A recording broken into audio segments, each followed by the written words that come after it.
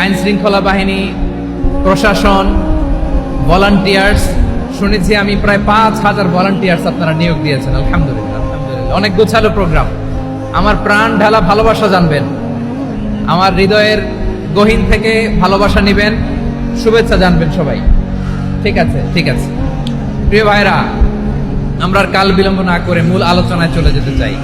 আজকে যে টপিকের উপর আমি কথা বলবো, টপিকটা হচ্ছে peaceful coexistence and communal harmony, শান্তিপূর্ণ সহাবস্থান এবং সাম্প্রদায়িক সম্প্রীতি। আমাদের বাংলাদেশে সাম্প্রদায়িক সম্প্রীতি আছে না নাই?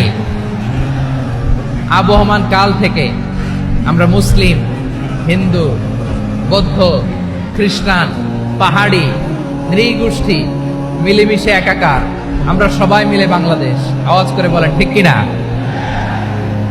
আমাদের পারস্পরিক সম্প্রীতি, ভালোবাসা, সৌহার্দ্যপূর্ণ আচরণ, বোঝাপড়া, এটা বেশ মজবুত, বেশ মজবুত। তবে মাঝে মাঝে আমাদের এই সম্প্রীতির ভেতরে অনেকে ফাটল ধরাতে চায়। আমরা যে সুখে আছি, শান্তিতে আছি, এটা অনেকের ভালো লাগে না, ঠিক কিনা বলেন? আমাদের মধ্যে সাম্প্রদায়িক সম্প্রীতি, সৌহার্দ্যপূর্ণ আচরণ, ভালোবাসা, এটা আবহমান কাল ধরে আছে। তার প্রমাণ, আমরা তাফসিরুল মাহফিলের আয়োজন করলে আমাদের হিন্দু ভাইরা ডিস্টার্ব করেন, ঠিক কিনা? এবং আমি যদি বলি হাত তোলেন, হিন্দু ধর্মের কারা কারা এসেছেন, কত শত কত হাজার যে হাত উঠবে, আপনি অবাক হয়ে যাবেন। আমি চাচ্ছি না হাত উঠাতে।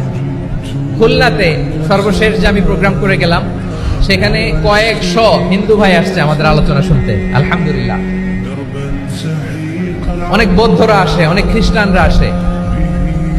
এবার সফরেও অনেক হিন্দু ভাইরা আমার সাথে দেখা করেছে। তারা বলেছে, হুজুর আমরা আপনার আলোচনা শুনি। আলহামদুলিল্লাহ বলেন। So it's our responsibility to present our religion to our non-Muslim brothers and sisters. আমাদের অমুসলিম ভাই বোনদের কাছে ইসলামের সৌন্দর্য তুলে ধরা, এটা আমাদের দায়িত্ব। We all are the ambassador of Islam. আমরা প্রত্যেকে দায়িত্বশীল, আমরা প্রত্যেকে এক একজন ইসলামের অ্যাম্বাসেডর। আলহামদুলিল্লাহ বলেন।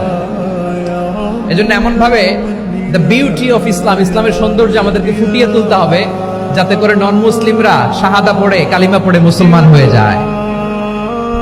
অনেক নন মুসলিম ভাই বোন আমাদের হাতে শাহাদা পড়ে, কালিমা পড়ে মুসলমান হয়েছে, অনেক। সো আমরা যেন ইসলামের বিউটিটাকে তুলে ধরতে পারি এবং এই যে সম্প্রীতি, এটাকে যেন আমরা অটুট রাখতে পারি।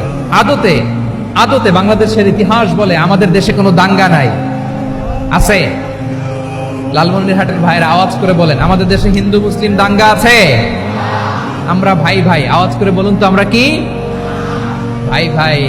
কিন্তু কিছু দুষ্ট লোক আছে, তারা আমাদের সম্পর্কের মধ্যে ফাটল ধরাতে চায়, ঠিক কিনা বলেন?